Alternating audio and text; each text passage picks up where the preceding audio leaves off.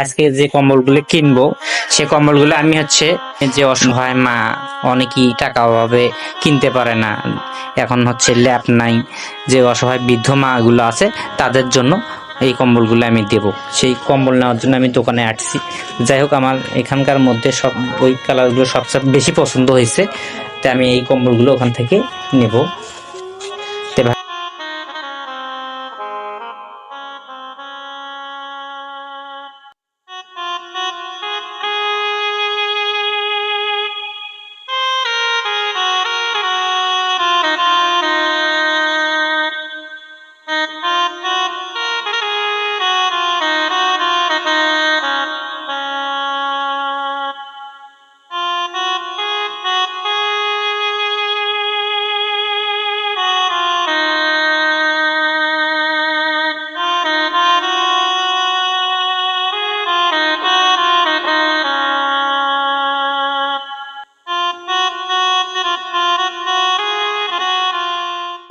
সবাইকে জানাই আসসালামু আলাইকুম।